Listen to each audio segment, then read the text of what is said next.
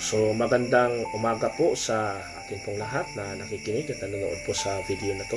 So live po tayo ngayon. Ito po si Pastor Randy Balangkit na gusto ko pong magbigay ng tinatawag komentaryo, comments, and ano mo yun, yung tinatawag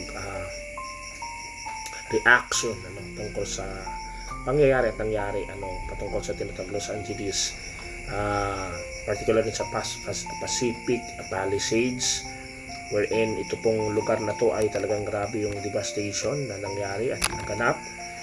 So bigyan po natin ng tinatawag komentaryo. Nais ko pong kunin yung isa pong post, particular sa tinatawag yung post ni Janice Diazes Norona. So nagpalo pa ako sa kanya. Meron po siyang tinatawag reaction at comment patungkol sa nangyari, na sabi niya, "The wildfire in the Hollywood Hills serves as a powerful message to all of humanity. It reminds us that we have nothing to boast about before God. No matter what we have achieved or built, God has the power to destroy it all in an instant." This serves as a reminder that our trust should not be in material possessions, but in the God who created us, the same God who has given us everything we have, and the same God who can take it all away in the blink of an eye. So napakaganda po ng kanyang sinabi na yung nangyari daw po na wildfire sa Hollywood ay it serves a powerful message to all of us. Wake up call ito po sa lahat po ng mga tao na nagpapaalala na wala po tayong pwedeng ipagmalaki sa harapan ng Panginoon. We have nothing to boast about before God. No matter what we have achieved or built, mang na-achieve natin, nakuha natin, na-attain natin sa ating buhay, mang tagumpay na meron tayo, God has the power to destroy it all in an instant. Pwede pong sa isang sandali ay yung mga bagay na na-attain natin, nakuha natin, na-achieve natin, or na-built natin ay pwede pong kunin ng Panginoon sa isang iglap.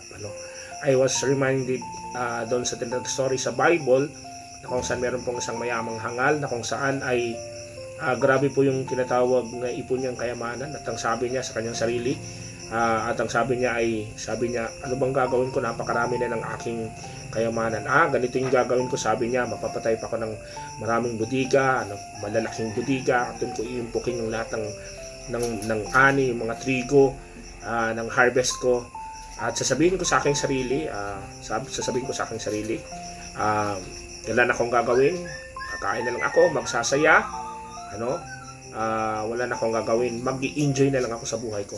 Pero sabi ng Diyos sa kanya sabi ng Diyos sa kanya doon sa mayamang hangal na yon, hangal, sa gabing ito kukunin ko ang buhay mo. Sino ang makikinabang sa lahat ng pinagpaguran mo? So whatever we have achieved or built, ay talagang hindi po certain yun. Everything in life, everything that we have, especially yung mga material, mga bagay, is uncertain. Uncertain, hindi po sigurado, wala pong permanente. Lahat ng yun ay pwedeng mawala, maglaho. Kaya ang sabi ng Panginoon, mag-impo kayo ng mga kayamanan na hindi masisira, hindi mananakaw, kundi sabi ng Panginoon, yung kayamanan ay yung kayamanan doon sa langit, yun yung impukin nyo. So napakaganda po ng tinatawag, napakaganda po ng reflection natin na kung saan ay wala pong pinakamagandang gawin tayo, na kung saan ay patuloy po tayong magtiwala sa Diyos.